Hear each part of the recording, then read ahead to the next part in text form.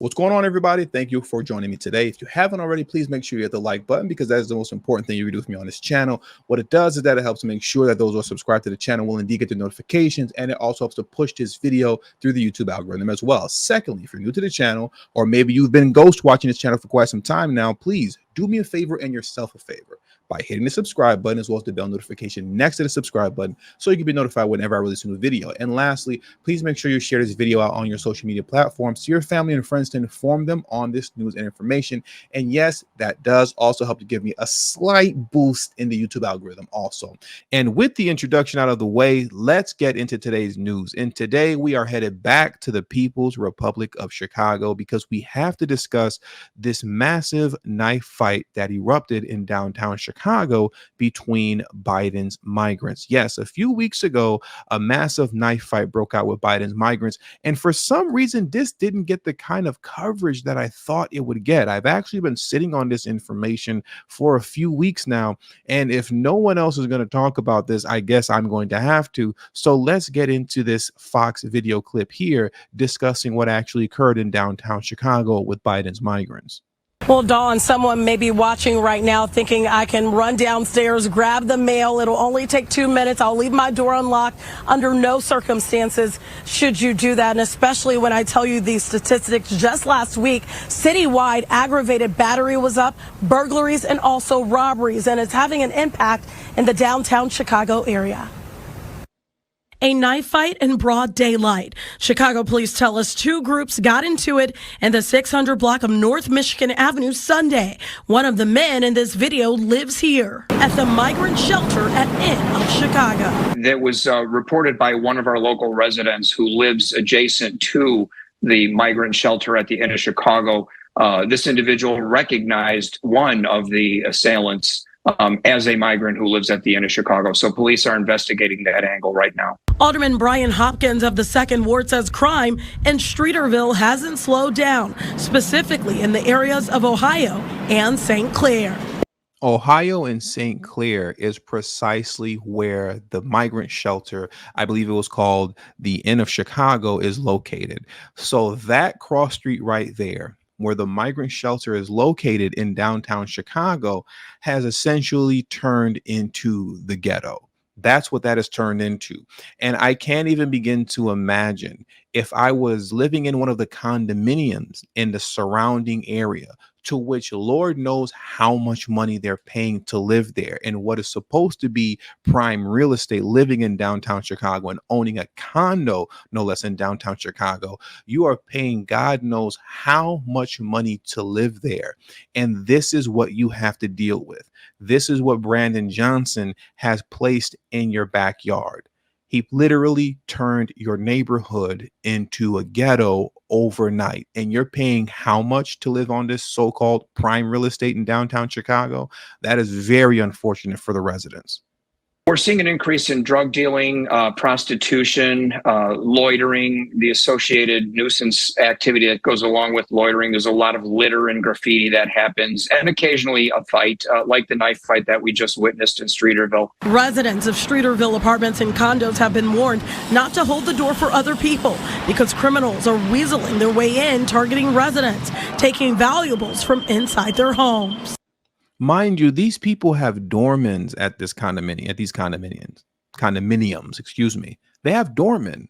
So once again, you're paying Lord knows how much a month to own these condominiums with doormen and everything at the bottom, at the entrance of the condos. And you would think that the doormen would be a deterrent because that's what they're supposed to be, but they're not. Folks are still getting in and burglarizing these high rises. Now, let's get back to the shelter, right? Let's get back to the shelter on Ohio and St. Clair. I believe, once again, if I'm not mistaken, they said it was called the Inn of Chicago. Let's talk about why this is happening. Now, obviously, we know why.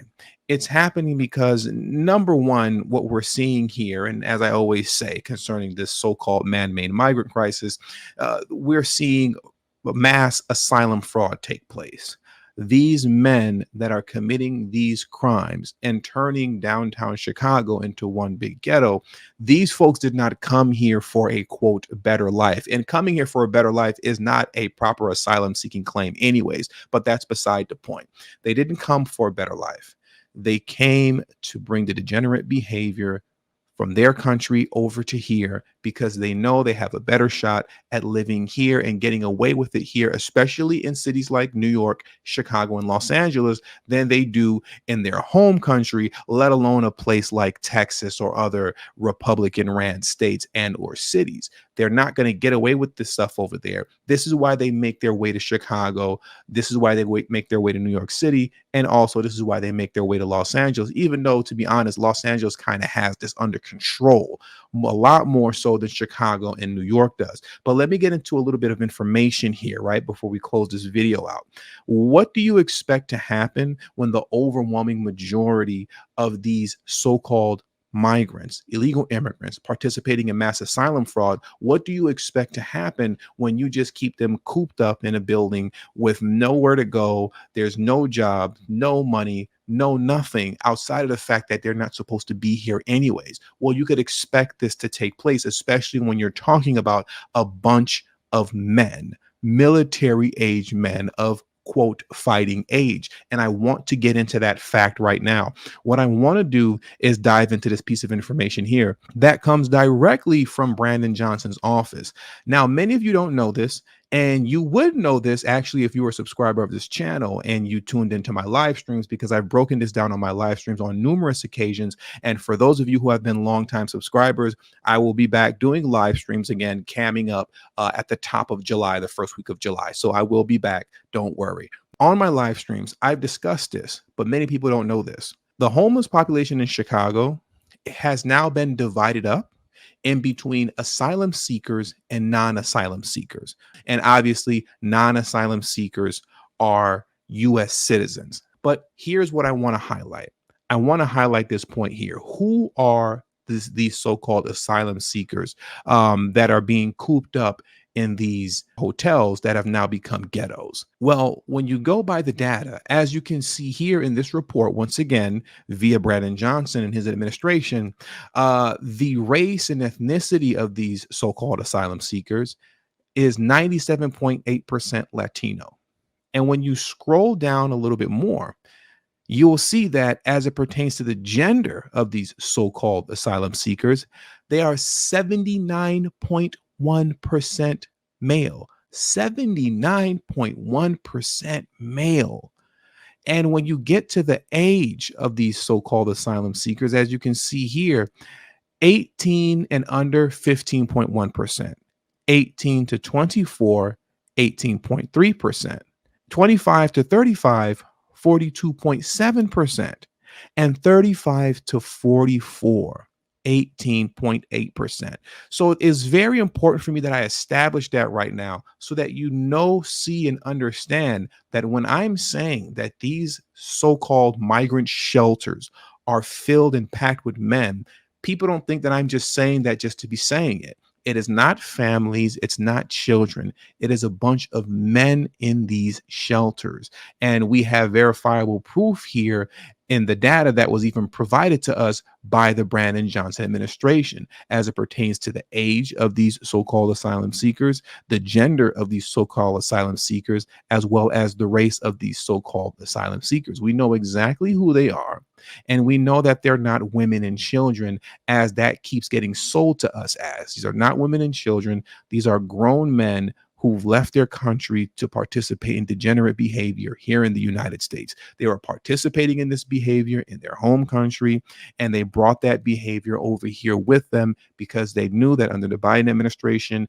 and under the Brandon Johnson administration in Chicago, we can get away with whatever we want. We don't have to worry about deportations. We're not getting sent back to our country. None of this is happening.